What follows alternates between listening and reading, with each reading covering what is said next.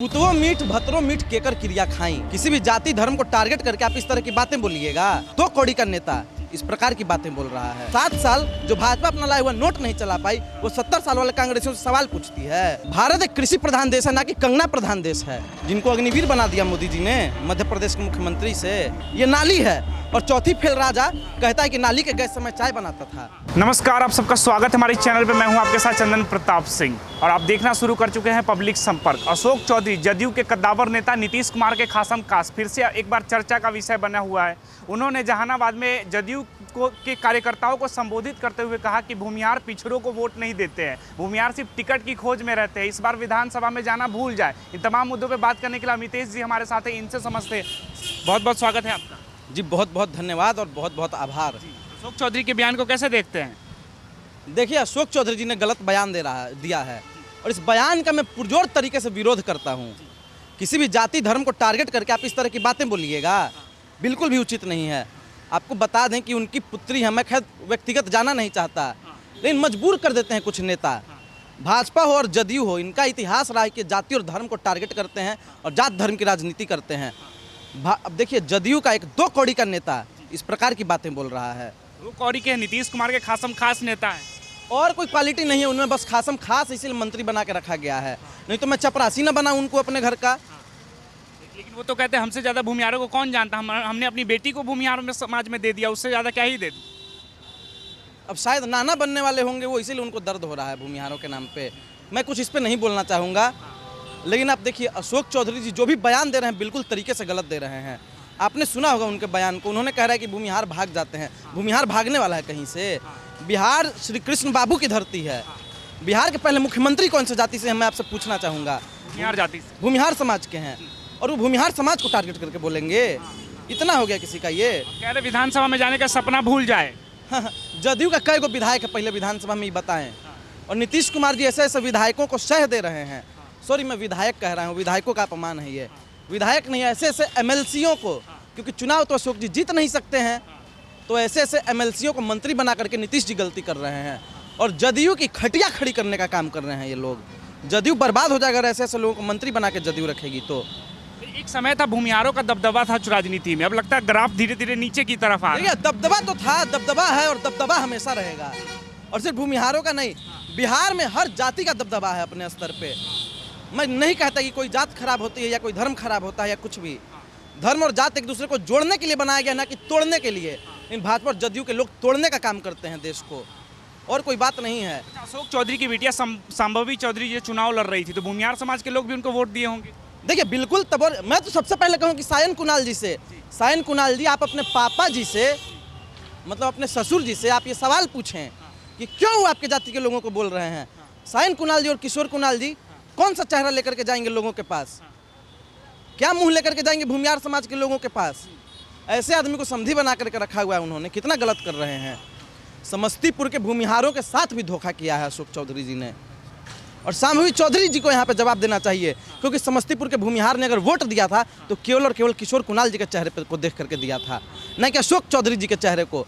और अशोक चौधरी जी इस प्रकार की बयानबाजी कर रहे हैं और समस्तीपुर के भूमिहारों को भी ठेस पहुंची है, भावना आहत हुई है उनकी। उन लोगों से माफ़ी मांगे अशोक चौधरी, नहीं तो नीतीश जी से मैं हाथ जोड़ के निवेदन करूंगा इनको तुरंत पार्टी से निकालने का काम करें। लेकिन जदयू तो कह रही है कि इसमें हमारा कोई लेना देना नहीं है, जदयू इस बयान से मुकर रही है। बयान से मुकर रही है, लेना देना नहीं है। देखिए, लालू जी का एक कहावत था, बहुत अच्छा कहावत बोले थे लालू जी, कि पुतवो मीठ भतरो मीठ केकर क्रिया खाई। तो यही है कि son is sweet and husband is also sweet, लेकिन हम कसम किसका खाएं? तो मतलब अशोक चौधरी जी के बयान से कुछ लेना देना नहीं है, लेकिन अशोक चौधरी से लेना देना है। अशोक चौधरी पार्टी में रहेंगे, बिहार के मंत्री बन के रहेंगे, लेकिन अशोक चौधरी के बयान से कुछ लेना देना नहीं है। अगर आपको बयान से लेना देना नहीं है तो इनको आप पार्टी से हटाइए, निकाल के बाहर कीजिए पार्टी से। काहे नहीं कर रहे हैं? क्यों नहीं कर रहे हैं पार्टी से बाहर? बड़ा बड़ा बात बोलते हैं ये लोग। अच्छा, अशोक चौधरी जी अभी इंटरव्यू में अपनी सफाई देते हैं, कहा कि हमारे बयानों को गलत तरीके से परोसा जा रहा, हमने सभी भूमिहारों को कोई टारगेट नहीं किया। तो किनको टारगेट किए हैं? बताएं किनको टारगेट किए हैं? सीधा कह रहे हैं कि जहानाबाद में भूमिहार वोट नहीं दिया। देखिए, भूमिहार हो या किसी भी जाति का आदमी हो, नेता को देख करके वोट देगा, जो नेता उनके लायक होगा उनको वोट देगा। अब अशोक चौधरी चुनाव क्यों नहीं लड़ते हैं? बस इसी डर से नहीं लड़ते हैं कि हाँ उनका कोई हैसियत नहीं है चुनाव लड़ने का, जहाँ से भी लड़ेंगे हार जाएंगे, इसीलिए चुनाव नहीं लड़ते हैं। लेकिन दूसरे नेताओं पे बड़ा टिप्पणी करेंगे, ये नहीं कहने कि चंदेश्वर चंद्रवंशी काम नहीं किए हैं जहानाबाद में, इसीलिए वो हार गए। लेकिन नहीं, टारगेट कर रहे हैं कि भूमिहार वोट नहीं कह रहे दिया। भूमिहारों ने वोट नहीं दिया, पिछड़ी जाति अरे तो वोट नहीं दिया तो शंभू चौधरी सांसद कैसे है समस्तीपुर से? सबसे बड़ा सवाल है, काहे कैसे है सांसद? अगर भूमिहार समाज वोट नहीं दिया तो सांसद कैसे है शंभू चौधरी? बताएं, बताने का काम करें। कह रहे पढ़े लिखे कैंडिडेट थी हमारी बिटिया, इसलिए पढ़े लिखे लोगों को चुना लोगों ने वहाँ। गजब। अच्छा, अगर पढ़े लिखे लोगों का इतना ही समर्थन करते हैं तब तो जदयू को भाजपा से अलग हो जाना चाहिए था, क्योंकि चौथी फेल राजा को समर्थन ये लोग नहीं देते। अब आप समझ गए होंगे चौथी फेल राजा कौन है। कौन है, आप नाम ही बता दिए खोल के। महामानव है चौथी फेल राजा, जुमलेंद्र है चौथी फेल राजा, जो बड़ी बड़ी बातें करते हैं वो है चौथी फेल राजा, जो नॉन बायोलॉजिकली पैदा हुआ है वो है चौथी फेल राजा, जिनके पास फर्जी डिग्री है वो है चौथी फेल राजा, जो नाली के गैस से चाय बनाने की बात करता है वो है चौथी फेल राजा। इधर आइए, इधर आइए, इधर आइए, एक मिनट, यहाँ देखिए, ये नाली है, ये नाली है, कैमरे का फोकस यहाँ कीजिए, ये नाली है। और चौथी फेल राजा कहता है कि नाली के गैस से मैं चाय बनाता था। अब बताइए, नाली के गैस से चाय बनता है कहीं? देश के प्रधानमंत्री नरेंद्र मोदी जी के बारे में जिक्र कर रहे हैं। अब हमने नाम नहीं लिया है भाई साहब, लेकिन समझदार के लिए इशारा काफ़ी होता है और बच्चों के लिए गुब्बारा काफ़ी होता है। अच्छा, एक और अभी नई नई सांसद बनी है कंगना रनावत, वो तो कहते हैं भगवान राम के अवतार है नरेंद्र मोदी जी। जानते हैं कंगना रनावत को? उसकी फिल्म आ रही है इमरजेंसी, देखेंगे आप? हम नहीं देखेंगे, हम नहीं देखेंगे उसका फिल्म। हमारे आदि गुरु शंकराचार्य जी ने बोला है कि कंगना का मुंह देखना भी पाप है, और हम नहीं देखेंगे, हमको पाप का भागीदार नहीं बनना है। सांसद है देश के, शंकराचार्य से भी बड़ी है कंगना रनौत। कैसे पत्रकार हैं जी आप? एक सांसद शंकराचार्य से भी ज़्यादा बड़ा होता है, बताइए तो आप। देखिए, हिंदू विरोधी बात मत बोलिए। हम हिंदी विरोधी, हम क्यों बात? शंकराचार्य बड़े हैं कि सांसद बड़ी है? शंकराचार्य जी बिल्कुल शंकराचार्य बड़े हैं साहब। अब शंकराचार्य जी जब कह रहे हैं कि इसका मुंह देखना पाप है, तो हम उसका फिल्म देखने जाएंगे? तो कलाकार है ना, देश की नेशनल अवार्ड कलाकार है। वो कलाकार हैं, जाके छोड़िए, हम क्या बोलें, कुछ नहीं बोलेंगे। चिराग जी भी कलाकार हुआ करते थे, गाना गाते थे, नाचते थे, कट्टों की लहरी चमक छल्लो रानी। उसका चिराग जी का जो भी निकल रहा है आप भी देखे होंगे, 3 बड़े बड़े आरोप। खैर उस पर हमको नहीं बोलना है। कंगना जी की जहाँ तक बात है, उनकी मूवी मैं नहीं देखूंगा। कंगना जो है देश को बर्बाद करने का काम कर रही है, बर्बाद कर रही है। तब और क्या।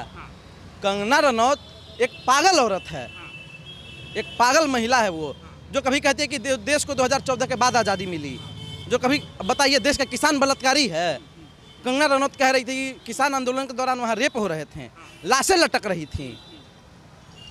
गलत बोला है कि नहीं बोला है उन्होंने? बिल्कुल। और भाजपा ने भी यही जदयू वाली दोहरी नीति अपनाई है, दो मुँहे सांप वाली नीति अपनाई भाजपा ने भी। और क्या कहा है कि हमारा कंगना के बयान से कुछ लेना देना नहीं है, तो आप पार्टी से बाहर निकाल के फेंकिए कंगना रनौत को। क्यों नहीं बाहर निकाल के फेंक रहे हैं? कंगना रनौत इमरजेंसी पे बोलेंगी लेकिन मणिपुर पे नहीं बोलेंगी, इमरजेंसी पे बोलेंगी लेकिन पीएम केयर फंड के घोटाले पे नहीं बोलेंगी। कंगना रनौत इमरजेंसी पे बोलेंगी लेकिन राफेल घोटाले पे नहीं बोलेंगी। कंगना रनौत को इमरजेंसी दिखाई देगा लेकिन देश में बढ़ती महंगाई दिखाई नहीं देगी। कंगना रनौत को इमरजेंसी दिखाई देगा लेकिन देश में बढ़ता बेरोजगारी का स्तर दिखाई नहीं देगा। कंगना रनौत को इमरजेंसी दिखाई देगा लेकिन देश का गरीब दिखाई नहीं देगा। कंगना रनौत को इमरजेंसी दिखाई देता है लेकिन किसानों पर लाठियां बरसाई जाती है और 850 से ज़्यादा किसानों की मृत्यु हो जाती है, वो कंगना रनौत को दिखाई नहीं देता है। कंगना भगाओ, देश बचाओ। वो तो कहती है इमरजेंसी में जो हुआ, काला अध्याय, काला कानून, वो सब हम देश को बताएंगे, आने वाली पीढ़ी को बताएंगे। इमरजेंसी फिल्म के आपको पता है इमरजेंसी के दौरान पत्रकारों को भी जेल में डाला गया था, ठीक किया गया था। मैं चाहूँगा कि फिर से अगर देश में इमरजेंसी लगे तो फिर से देश के पत्रकारों को जेल में डाला जाए। लेकिन फिलहाल आप तो अच्छी पत्रकारिता करते हैं, सैल्यूट है आपकी पत्रकारिता को। लेकिन एक अंजना दीदी हैं, एक सुसुधीर चौधरी हैं, जिनको तिहाड़ी भी कहा जाता है, एक भाजपा का सड़क छाप गुंडा हुआ करता था, एबीवीपी का सदस्य, जो आपकी अदालत दिखाता है, उसने कांग्रेस की प्रवक्ता को गरिया दिया था। तो ऐसे पत्रकारों को भी जेल में डालना चाहिए अगर इमरजेंसी लगती है तो। खैर इमरजेंसी पर मैं कुछ नहीं बोलूँगा। कंगना की इस मूवी का मैं विरोध करता हूँ और पुरजोर तरीके से विरोध करता हूँ। कंगना जी का दिमाग खराब हो गया, वो कभी जातिगत जनगणना का विरोध कर रही हैं। बताइए, जातिगत जनगणना का विरोध होना चाहिए? जातिगत जनगणना का तो एक अलग मसला है, लेकिन कंगना जो इमरजेंसी की बात कर रही, कह रही कि हम काला अध्याय को जनता को बता रहे हैं, आने वाली पीढ़ियों को जो जैसा हुआ वैसा हम बता रहे हैं। हाँ, तो कह रहे हैं काला अध्याय बताएंगी, लेकिन ये नहीं बताएंगे कि मणिपुर में क्या हुआ था। फौजियों की पत्नियों को नग्न अवस्था में घुमाया गया था, इसके बारे में कंगना जी नहीं बोलेंगी। कंगना जी जय शाह के बारे में नहीं बोलेंगी, क्या आईसीसी का चेयरमैन कैसे बन गया। कंगना जी इस विषय पे नहीं बोलेंगी कुलदीप सिंह सेंगर को कैसे खुला छूट घुमाया जा रहा है। कंगना रनौत जी ब्रिजभूषण पे नहीं बोलेंगी। कंगना रनौत जी ये नहीं बोलेंगी कि कैसे भाजपा ने 850 किसानों को मरवा दिया। भाजपा ने मरवा दिया तो किसने मरवाया? 3 वो कानून आप लाते हैं, उसके कुछ दिन के बाद फिर आप कहते हैं कि देश के किसान मुझे समझ नहीं पाए। मैं इसे भी कानूनों को वापस लेता हूँ। तो फिर कानून लाए काहे के लेता साहब? ऐसे ही नोटबंदी किए, वो गुलाबी नोट ले आए और 2016 में नोट लाए, 2023 में उन नोट को ख़त्म कर दिए। तो 7 साल जो भाजपा अपना लाया हुआ नोट नहीं चला पाई, वो 70 साल वाले कांग्रेसियों से सवाल पूछती है। कंगना तो कहती है कि किसान के आड़ में खालिस्तानी थे, खालिस्तानियों की मांग, खालिस्तान की मांग कर रहे हैं। देखिए, चंडीगढ़ में कंगना को प्रसाद मिला था और अब हरियाणा में उन्हें भरपूर भोजन मिलेगा, भर पेट भोजन। तो उस भोजन के लिए तैयार रहें, नहीं तो चुपचाप रहना सीखें। फालतू बयान अगर दीजिएगा मैडम तो ये बिल्कुल ठीक बात नहीं है। हम लोग भी देश के लोग हैं, हम लोगों की भावनाएं आहत होती हैं और अब देश के किसानों का अपमान नहीं कर सकते। भारत एक कृषि प्रधान देश है, लेकिन कुछ लोग, भारत एक कृषि प्रधान देश है ना कि कंगना प्रधान देश है। तो कंगना के बारे में मैं ज़्यादा कुछ नहीं बोलूँगा। कंगना रनौत जो है देश के किसानों का लगातार अपमान कर रही हैं और देश के किसानों का अपमान नहीं सहेगा हिंदुस्तान। आ रहे शिवराज सिंह चौहान आ रहे बिहार की धरती पे। कौन शिवराज सिंह चौहान? जिनको अग्निवीर बना दिया मोदी जी ने मध्य प्रदेश के मुख्यमंत्री से, ये वही शिवराज सिंह चौहान अभी कृषि मंत्री हैं देश के, जिनके मध्य प्रदेश के मुख्यमंत्री रहते हुए व्यापम घोटाला मध्य प्रदेश में हुआ। ये वही शिवराज सिंह चौहान है जिनके मुख्यमंत्री रहते हुए एक आदिवासी के मुंह पर प्रवेश शुक्ला नाम का व्यक्ति पेशाब करता है और ये कुछ नहीं बोलते हैं और बाद में जाकर के गमछा से उसको पोंछ उछ देते हैं, सम्मानित करते हैं। ये वही शिवराज सिंह चौहान है जिन्होंने मध्य प्रदेश का बंटाधार कर दिया है और अब इनको कृषि मंत्री बनाया गया है पूरे देश का किसानों का बंटाधार करने के लिए। मैं इस चीज़ को बिल्कुल भी स्वीकार नहीं करता। पोस्टर पे लिखा हुआ हरित बिहार, किसानों की हित की बात कर रही है भाजपा। लग रहा है किसानों को फायदा हुआ बिहार में या हिंदुस्तान में? देखिए, अगर भाजपा किसानों की हित की बात करने लगेगी ना तो यह असंभव सी बात है। भाजपा का किसानों के हित की बात करना, भाजपा एक ऐसा दोमुहा सांप है जो खुद को किसान हित ऐसी बताएगी लेकिन 850 किसानों को मरवा देगी। ये वही भाजपा है जिनके शासनकाल में 3 काले कानून लाए गए और 850 से ज़्यादा किसान मारे गए। मैं कहूँगा कि शिवराज सिंह चौहान अगर सही में एक अच्छे नेता हैं, एक अच्छे मंत्री हैं, तो उनको उन किसान परिवारों से जाकर मिलना चाहिए जो शहीद हुए हैं। इनको उन लोगों से जाकर के मिलना चाहिए जिन पर अजय मिश्र टेनी के लड़के ने गाड़ी चढ़ाई थी, लेकिन ये नहीं मिलेंगे। ये कहेंगे पाटलिपुत्र की पावन धरती पर पाटलिपुत्र वाले आपसे सवाल पूछेंगे और शिवराज सिंह चौहान से लगातार सवाल पूछते रहेंगे और उनको भगाने का भी प्रयास करेंगे, खदेड़ने का भी प्रयास करेंगे। और जहाँ तक बीएचयू की बात है, आप देखिए उत्तर प्रदेश के बीएचयू में कांड हुआ था, 3 आरोपी थे मुख्य उसमें और तीनों आरोपी आज रिहा कर दिए गए हैं। रेप वाला कांड जो उसकी बात कर रहे हैं, बिल्कुल बलात्कार वाला जो घटना था, तीनों आरोपी अब रिहा कर दिए गए हैं और वो मध्य प्रदेश में प्रचार के लिए जाएंगे। और मोदी जी ने मध्य प्रदेश में जब चुनाव हो रहा था तब भी मोदी जी ने इन तीनों को प्रचार में भेजा था और अभी फिर प्रचार में भेज रहे हैं। मैं पूछना चाहूँगा क्या मोदी जी बलात्कारियों को प्रचार मंत्री बनाना चाहते हैं? कुलदीप सिंह सेंगर, रामदुलार गौंड, बृजभूषण शरण सिंह जो कहता है मैं फर्ज नहीं हूँ महफिल की, मैं एक मुकम्मल महफिल हूँ, महफिल ना रहेगी महफिल फिर कर मुझको उठाया महफिल से। क्या हुआ? बृजभूषण सिंह जेल क्यों नहीं गया? नहीं जाने दिए लोग। कुलदीप सिंह सेंगर, अभी देखिए हाथरस में घटना हुई थी, उनके परिजनों से बिना पूछे उसकी बॉडी को जला दिया गया बाबा अपराधनाथ की सरकार में, और बाबा अपराधनाथ चुप रहे और कहते हैं लॉ एंड ऑर्डर हमारे उत्तर प्रदेश में ठीक है। अगर लॉ एंड ऑर्डर आपके उत्तर प्रदेश में ठीक होता तो रक्षाबंधन के दिन 2 महिलाओं को लटका करके नहीं मार दिया जाता पेड़ में। बीएचयू में जो छोड़े गए उनको फंसा दिया गया था, ऐसा कोई रेपिस्ट है नहीं उन पे? फंसा दिया गया था। भाजपा का जितना नेता रहता है उसको फंसाया ही जाता है। चिन्मयानंद को भी फंसाया गया था। जी कह रहे हैं आप। चिन्मयानंद एक बलात्कारी था जिसको अटल जी के सरकार में मंत्री बनाया गया था, उसको भी रिहा कर दिया गया है भाजपा की सरकार में। मालूम है कि नहीं आपको? बिल्किस बानो के 10 अपराधियों को छोड़ा गया था और कहा गया था कि 5 इनमें से ब्राह्मण हैं, लेकिन सुप्रीम कोर्ट का मैं धन्यवाद कहता हूं कि सुप्रीम कोर्ट ने इन्हें पकड़ के फिर से जेल में डाला। और उत्तर प्रदेश की जहां तक बात है, उत्तर प्रदेश में अभी अगर कोई चल रहा है तो वो सफ़ेद टी शर्ट और लाल टोपी, इसने भाजपाइयों के पतलून गीली करके रखी है। समाजवादी पार्टी की बात कर रहे हैं? बिल्कुल, सपा और कांग्रेस की बात कर रहे हैं। सफ़ेद टी शर्ट मतलब राहुल गांधी और लाल टोपी मतलब अखिलेश यादव। और पीडीए का मतलब पिछड़ा दलित और आदिवासी नहीं होता है, पिछड़ा दलित और अल्पसंख्यक भी होता है। और पीडीए का मतलब पिछड़ा दलित और अगड़ा भी होता है। जब से अखिलेश यादव जी ने माता प्रसाद पांडे को नेता प्रतिपक्ष का नेता बनाया है, तब से लगभग सारे अगड़े वोट भी उनके साथ जुड़ गए हैं। और अगड़े लोग भी अब शुरू से ही समाजवादी लोग रहे हैं, सम्मान कर रहे हैं अखिलेश यादव जी का। लेकिन भाजपा ने न देश के अगड़ों के लिए कुछ किया, न देश के अल्पसंख्यकों के लिए कुछ किया, न देश के ओबीसी समाज के लिए कुछ किया, न दलित के लिए किया, न आदिवासी के लिए किया। भाजपा ने किसके लिए किया है? सिर्फ अमित शाह के बोतल बेटे जय शाह के लिए कुछ किया है। कहते हैं हम हिंदुओं के लिए बहुत कुछ कर रहे हैं। मैं हिंदू नहीं हूँ। देखिए कलावा भी है, देखिए उसके बाद आप देखिए सखा भी रखे हुए हैं, सखा भी रखे हैं। हम हिंदू नहीं हैं। हमारे लिए क्या किए मोदी जी?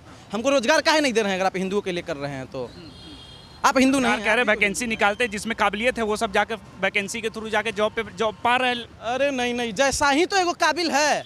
हम तो कह रहे हैं कि सूर्य कुमार यादव को हटा देना चाहिए, जयशाह को कैप्टन बना देना चाहिए था इंडियन नेशनल टीम का, बीसीसीआई का महासचिव रहा जयशाह, फिर उसके बाद आईसीसी का चेयरपर्सन बन के बैठ गया है। क्या काबिलियत थी जयशाह में?